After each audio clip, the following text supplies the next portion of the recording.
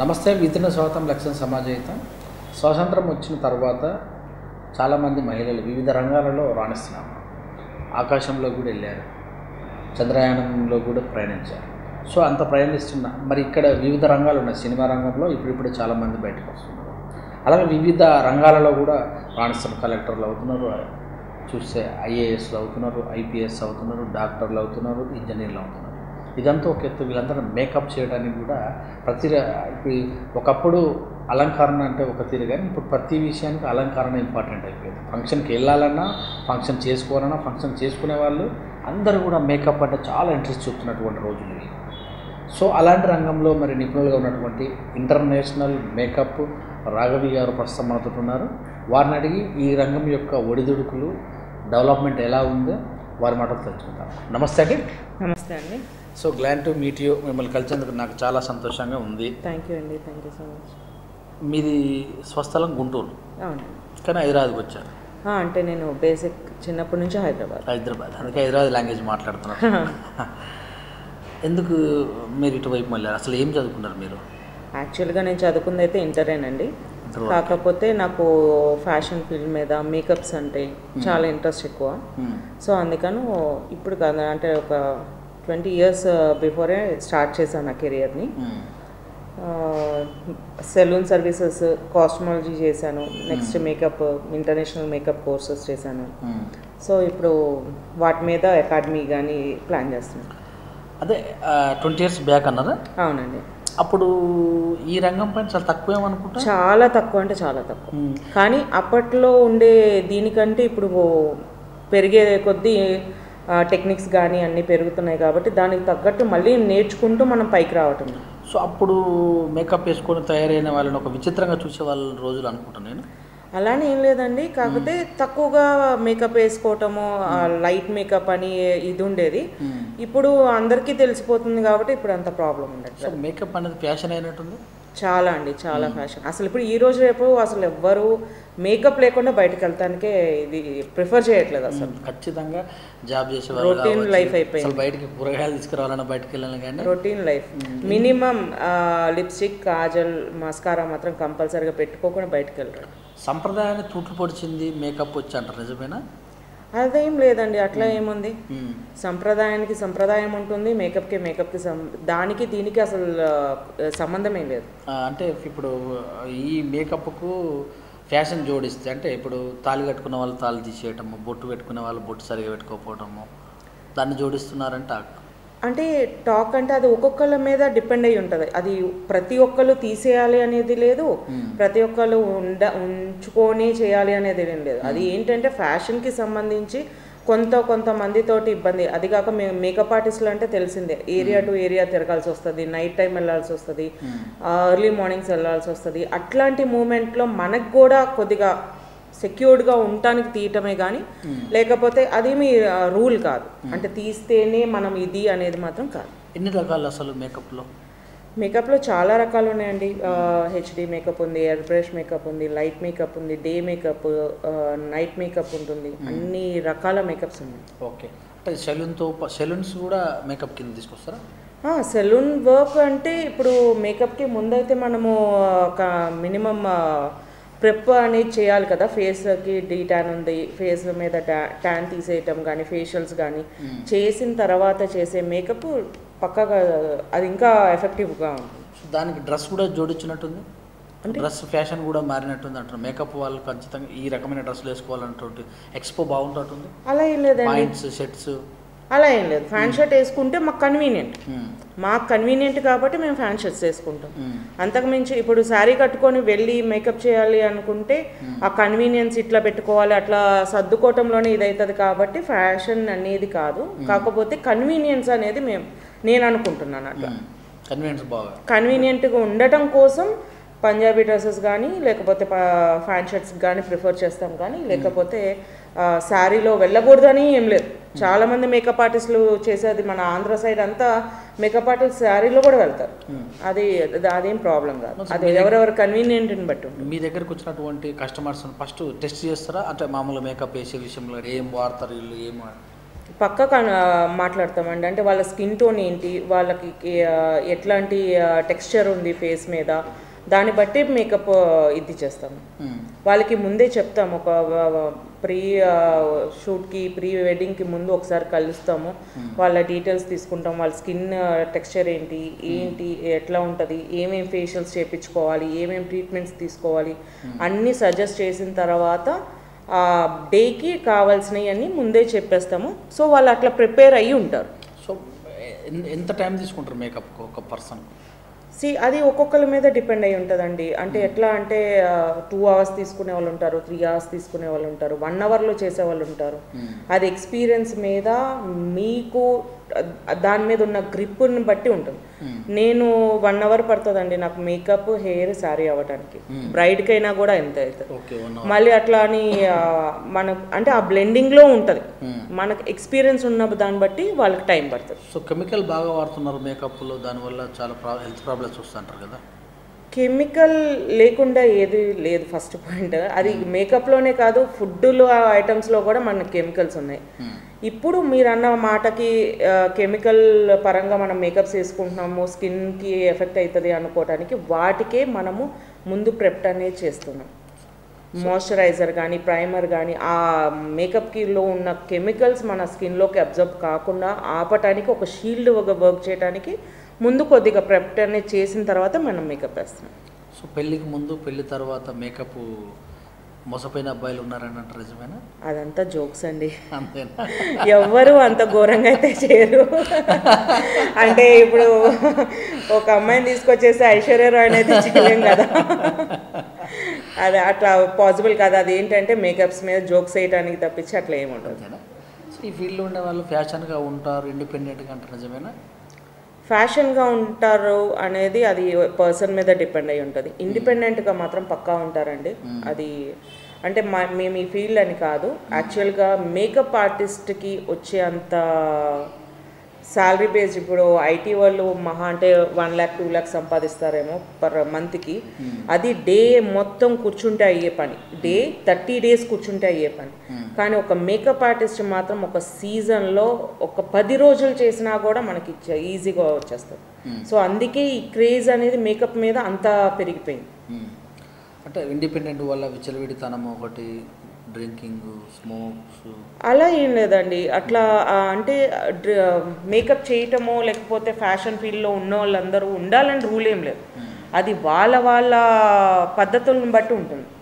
అంతేగాని నేర్చుకున్నాం కాబట్టి వాళ్ళు అట్లా అవుతారు అనేది మాత్రం రాంగ్. ఒక్క పర్సన్ వల్ల మిగతా వాళ్ళని అందరిని అట్లా జడ్జ్ చేయలేము. సో మోడర్న్ జీవితము నాగరికతను నాశనం చేస్తుంది అంటారు? అలా ఏం లేదండి. ఏమో నాకంటే నేను ఇన్ని ఇయర్స్లో నాకు కనిపించిన వాళ్ళలో అయితే ఎవరు లేరండి అట్లా. మా దగ్గర నాకు కింద వర్క్ చేసే టీం ఉన్నారు, నాకు తెలిసిన వాళ్ళు ఉన్నారు, ఎవరు అట్లా లేరు. మరి సో మన సంప్రదాయానికి దగ్గరలో ఉన్నట్టేనా? సంప్రదాయానికి దగ్గరలో ఉన్నట్టే, కానీ సంప్రదాయంలో ఉన్నామని నేను కంప్లీట్గా చెప్పము, కానీ దగ్గరలో టచ్ లేకుండా మాత్రం లేదు.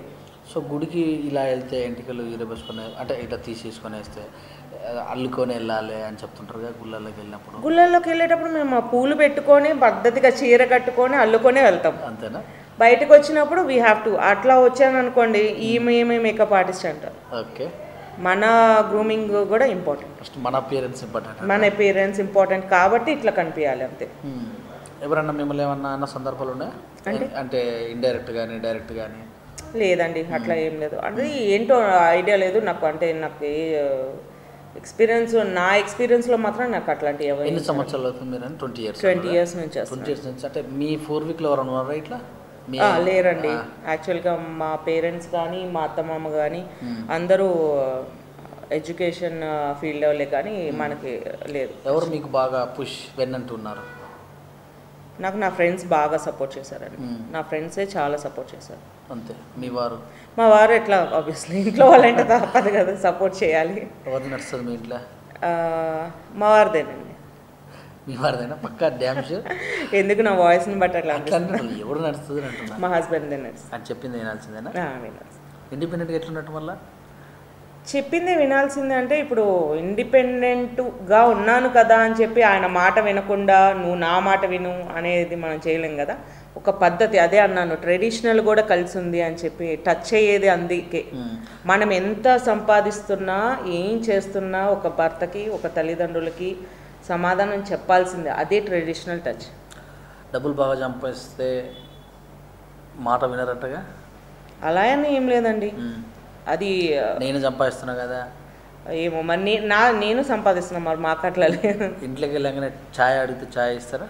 చాయ్ ఇస్తాము, ఫుడ్ పెడతాము. అడిగితే కంపల్సరీ తీసుకో ఆడ ఉంది కదా, ఆడ ఉన్నాక ఏంది అని అంటే అది నేను అది చూస్తున్నా, నేను సంపాదిస్తున్నా, నువ్వు కూడా అది చూస్తున్నావు, నీకంటే నేనేం తక్కువ అలా అని ఏమి ఉండదండి. సర్కమ్స్టాన్సెస్ మీరే అర్థం చేసుకుంటారు, అవతల పర్సనే అర్థం చేసుకుంటారు. నైట్ 12 o'clock వెళ్ళి మార్నింగ్ 3 o'clock 4 o'clockకి మ్యారేజ్ అటెండ్ అయ్యి మేకప్ చేసుకొని మేము వచ్చేసరికి 8 కల్లా వచ్చి అప్పుడు వచ్చేసరికి నువ్వు టిఫిన్ చేసి పెడితేనే నేను తింటాను అనేది వాళ్ళకి ఉండదు. అరే ఈ పిల్ల పోయింది, రాత్రి పోయింది, మార్నింగ్ వచ్చింది, సో ఆ అమ్మాయి ఎంత టైర్డ్ ఉందా అనే ఫీలింగ్లోకి వస్తారు. కానీ మనం ఆడవాళ్ళు సంపాదించే వరకు ఒకలాగా ఉంటుంది, సంపాదించిన తర్వాత మీరు పెడితేనే మీరు చేస్తేనే అని ఉండదు, వాళ్ళే మనకు చేసి పెడతారు. ఇట్లా మీరే చేస్తారా అన్ని? వంట నేనే. వంట గిట్ట బాగా సంపాదిస్తారు కదా, పనుల్లో పెట్టుకోరా? పెట్టుకోవచ్చు, అంటే మనకి టేస్ట్కి సెట్ కాదు కదా. ఏం తింటారు ఎక్కువ మంచిగా ఇష్టంగా? నాన్ వెజ్ తింటాం, వెజ్ బిర్యానీ. అదేం లేదు, బిర్యానీ ఎక్కువ. బిర్యానీ ఎక్కువ. శీతల పానీయాల్లో? శీతల పని ఏం లేదండి. సో ఎక్కువ బయట ఉంటారు కదా, మరి ఇంట్లో గడుపుతాలే అంటే సండే మీకు సండేలు మండేలు అవంటే ఏముండదు. పండుగ అంటే ఫుల్ సీజన్. ఇక పండుగ అంటే అసలు ఉండదు. చుట్టాలకి వెళ్ళలేము, పెళ్ళిళ్ళకి వెళ్ళలేము, రిలేటివ్స్ పెళ్ళిళ్ళు జరుగుతున్నాయి అన్నా వెళ్ళలేని, సొంత తమ్ముడితో అవుతున్నా కూడా వెళ్ళలేము. ఇంకా ఆ టైంకి మనం ఆపుకొని మన బిజినెస్ ఆపుకొని వెళ్ళటమే కానీ లేకపోతే మనకు ఖాళీ ఉంటుంది. మీ ఏకాంత సమయం చాలా తక్కువ అనుకుంటా? చాలా తక్కువ. మరి ఆ విషయంలో అంటే ఏకాంతంగా ఉండటానికి ప్లాన్ చేస్తుంటారా ఎప్పుడన్నా? ఎక్కడికైనా బయటికి అవుటింగ్కి వెళ్తాం, ఇంకెప్పుడైనా అన్ సీజన్ వస్తుంది కాబట్టి అన్ సీజన్లో ప్లాన్ చేసుకోవటం. ఓకే. బాయ్ ఫ్రెండ్స్ ఎలా ఉంటారు మీకు? బాయ్ ఫ్రెండ్స్ పెట్టుకునే వాళ్ళకి ఉంటారేమో. మాట్లాడే వాళ్ళు ఇప్పుడు మీరు బయటకు వెళ్తారు, ఫీల్డ్ అలాంటిది కదా? అలాంటిది కాదండి మా ఫీల్డ్. ఎట్లా అంటే మాకు మేకప్ ఆర్టిస్ట్ అనగానే అదొక ఇది పడిపోయింది అనుకుంటాను.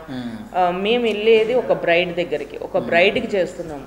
పెళ్లి కూతురుకి చేస్తున్నప్పుడు ఆ మేకప్ మీద వాళ్ళతోటి కనెక్షన్ ఉంటుంది, కానీ బాయ్స్ తోటి మాట్లాడేది మాకు అసలు అవసరం ఉండదు, మాకు అసలు సంబంధం ఉండదు బాయ్స్ తోటి. మోక్ష గారు ఎలా పరిచయం అయ్యారు మీకు?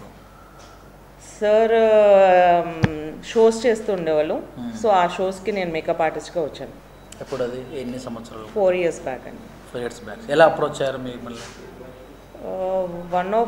అంటే ఇక్కడ ఆఫీస్ నుంచి ఒక కాల్ వచ్చింది, యాజ్ ఏ మేకప్ ఆర్టిస్ట్గా మాకు కొలాబరేట్ అవుతారా అని. సో అట్లా.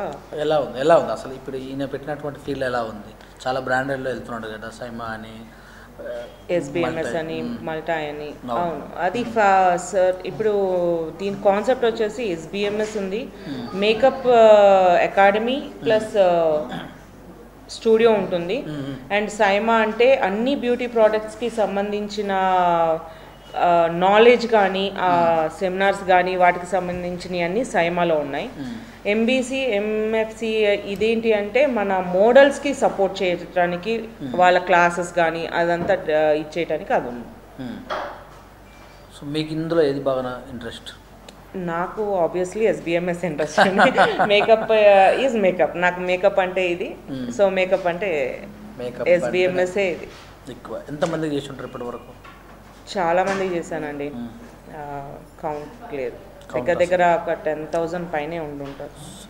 అంటే మీరు చేసిన వాళ్ళలో గొప్ప వాళ్ళు ఎవరు ఉన్నారు? గొప్ప వాళ్ళు అంటే యాంకర్స్ వాళ్ళు ఉన్నారండి. సినీ అయితే నేను ఏం చేయలేదు. తృప్తిగా ఉన్నారా? ఐఎమ్ వెరీ హ్యాపీ, వాళ్ళు చాలా హ్యాపీ, వాళ్ళు ఇప్పటికీ కాల్లోనే ఉంటారు. ప్రాబ్లం లక్ష్యం ఏమైనా ఉందా? లక్ష్యాన్ని ఏర్పాటు చేసుకున్నావా? మేకప్ ఆర్టిస్టులకి ఒక మంచి కెరియర్ ఇవ్వాలనుకుంటున్నాము.